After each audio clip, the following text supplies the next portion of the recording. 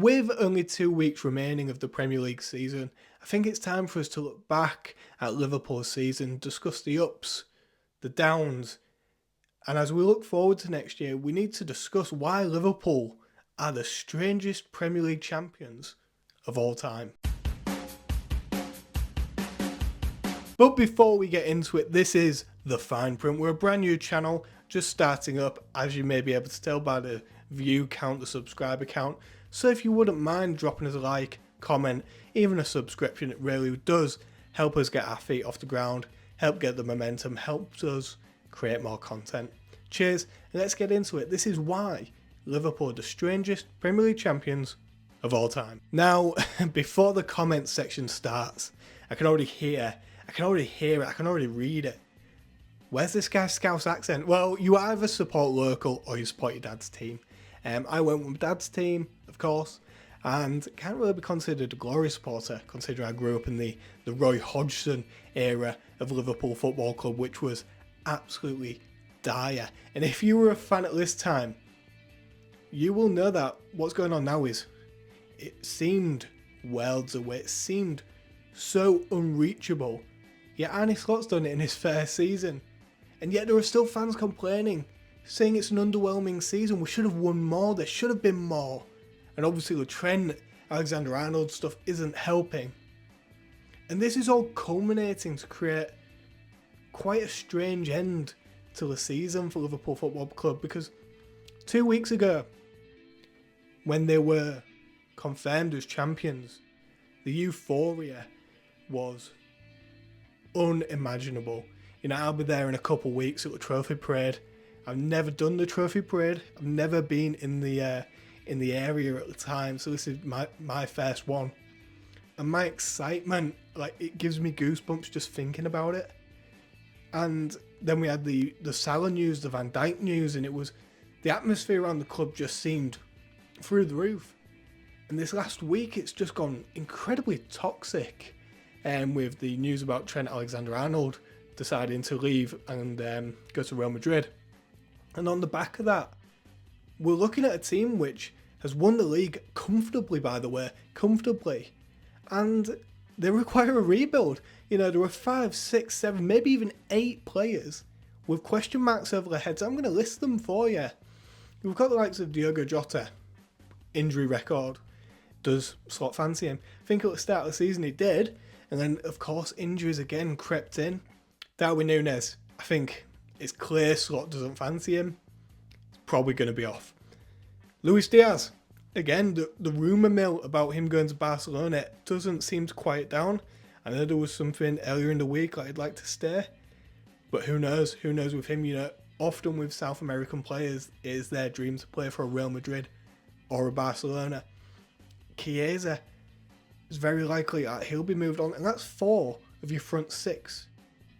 Instantly, question marks over them. You then move into the midfield, you've got the likes of Curtis Jones, Harvey Elliott, and are these guys good enough to remain in the picture? Andy Robertson, of course, lots of criticism this year, and I think it's very clear that Liverpool are going to be looking to move for a left back in the summer window. And then what do you do at right back? Trent's going. Is Conor Bradley the answer? I've seen people saying he's a generational talent. He's the best up-and-coming right-back since Trent. I think he's a good player. I'm not disputing that. Injury record again that does leave doubts in my mind. And then, of course, you've got the goalkeeper situation. You've got Kelleher leaving. You've got Mama Deschkelia, however you pronounce his name, coming in from Valencia. Is he going to be number one? Is he going to challenge Alisson? What's going on there? And then you've got Canate with his potential contract situation coming up next year. Now, this club, despite winning the Premier League, has one of the toughest summer transfer windows coming up. Now, if you think back to what Sir Alex Ferguson used to do, it used to be win the trophy and you'd top up the squad, you'd refresh it every summer to keep them competing, to keep them at the top. Now, when Arne Slot came in last summer, he recruited one player, and that was, of course, Chiesa, who was hardly featured. So this is essentially his first summer, and I think it is going to be a huge change in the club. And if we look back at the season, you know, I think around January time there were talks about the quadruple again. Can Liverpool go on and do it? And then, of course, fell at the first hurdle with Plymouth Argyle knocking us out in the FA Cup, losing the League Cup final to Newcastle, and then potentially going out to the future winners of the Champions League in PSG. But obviously they've knocked out Arsenal as well. No shame in that at all. But when that talk started, I never buy into the quadruple. No one's ever done it. So I don't know why whenever Liverpool are challenging, it seems to be Liverpool could do it. If they don't do it, it's a failure. No one, never talk about it with anyone else, just Liverpool, which is a bit strange. I never buy into that talk anyway, because like I said, no one's ever done it. But it did feel like this season there was more at stake. You know, I think it should have been 2 trophies minimum, and the League Cup final, fair play to Newcastle, just turned up, and Slot did get his tactics wrong on the day, especially from that corner, putting McAllister on Dan Burn, which was an absolutely bizarre decision. But it did feel like the season could have had more to offer, and I think that's due to the squad. I think it's due to the squad, because if we look at the starting 11 throughout the season, Slaughter's very rarely rotated.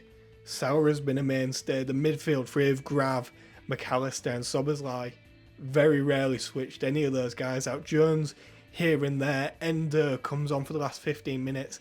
Elliott's barely got a sniff. You know, they've been the mainstays. And then up front, Gakpo, Diaz, Salah, they've been his guys. And I know, again, there's rotation. You've got guys like Nunes. He has scored important goals, and so has Jota. But I think it's very clear that they're his guys. And then the back four, obviously, has been switching and changing Robert and Tsimikas. But Kanate and Van Dijk, again, they're his guys. And now with Trent going, it's just strange. It's strange the fact that there are so many question marks over players in a team that won the league. And like I said, nobody expected Liverpool to win the league. Nobody expected Liverpool to challenge for the league. Nobody really had Liverpool in the top 4. I think quite a lot of people did. And a lot of that came due to the work that Klopp did before handing over to Arne Slot. But I am delighted to win the Premier League, of course. It's just a very strange feeling, because there is a lot of negativity surrounding the club at the moment. The likes of Trent, well, not the likes of, with Trent's announcement and then coming on and getting booed, it has just created so much negativity around the club. And then you've got, obviously, his friends play for this club and they're defending him, and then the fans turn on them. I've seen Szoboszlai waving his hands like, what are you doing? Why are you booing him? And then people turn on Szoboszlai. I really enjoyed Andy Robertson's interview where he said, I know how I feel. I'm not going to tell other people how to feel.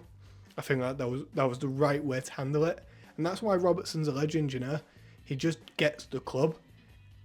And by the same token, this is why Trent is getting booed. Because he's supposed to get the club. Why do a man from Holland and a man from Egypt seem to have more passion, more care, more loyalty to a place versus someone who grew up there? And this argument will go on for days and days and days. I'm not going to tell you whether to boo Trent or not. I wouldn't have. I don't think it was the right decision. However, I can understand why people did boo him. I just don't think you should ever boo one of your own, just due to the backlash that you get as fans, especially as Liverpool fans. Because if we're being honest, everyone loves to jump on the Liverpool are always the victims. They'll throw in Hillsborough, they'll throw in this, that and the other to paint Liverpool as the bad guys. I don't think they should have given... I'm not saying it, not giving an excuse to these people, but bringing heat on the club during this great time. And then people are blaming Slot for this, saying that I shouldn't have brought him on. I don't know. I really don't. It's a really tricky one. Anyway, this is why it's been one of the strangest seasons, though, because despite winning the Premier League, this is all we're talking about. It's all we're talking about at the end.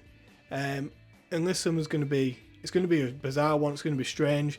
There's going to be a lot of change. Yeah, I mean, there's going to be, 4, 5, 6 players coming in.